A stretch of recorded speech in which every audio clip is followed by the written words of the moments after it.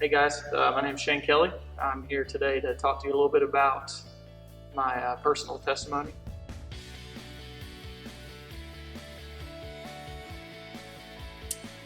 I was a drug addict. I also was an unfaithful husband. And I was not a very good father to my children. A lot of those reasons for these things occurring was I really realized that I was running away from pretty much everything. I was trying to fill that void with like I said, drugs, women, and everything that I didn't need to fill my life with. And it was because I felt an emptiness inside. That actually ended up leading me into a lot of places that I never wanted to be. I, ended up actually being separated from my wife. I slept on some couches. One of my lowest points that I can recall was actually waking up to a DNR officer waking me up because I'd passed out on the side of a river in Helen. And it just, it was a totally empty existence.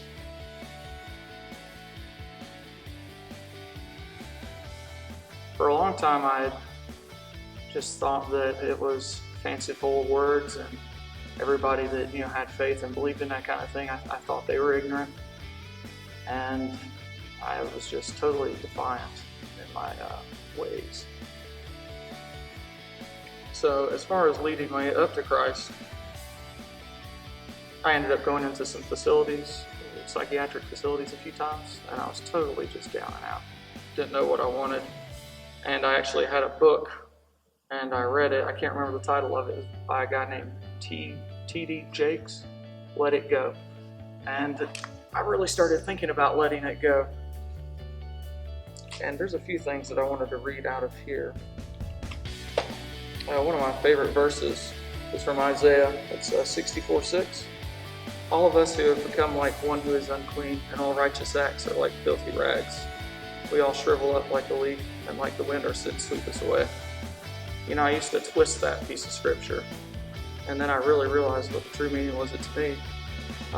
You really do sometimes get caught up in sin, and you let it sweep you away. And then another piece that I would like to read.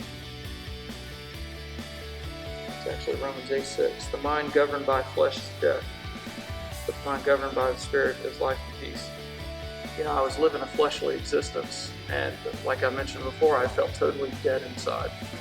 And when I started feeling that conviction, I started realizing that, the spirit that I was feeling was actually giving me a chance at a new life, and I was feeling more peaceful. I would say that really the catalyst event, I was actually here at Rock Springs at a service. Our church family, we had a death of a baby, and I did not know the baby. I knew the parents, and I was struck with this conviction about the fact that an innocent, like a baby, was taken from this earth, and somebody like me who had, lived a wretched existence was still here. And that alone told me that I had a purpose, and that, God had a plan for me, that, I needed to do something with that. So right now, after I felt that, I was saved that day. I got saved that day. And then soon after, I was baptized.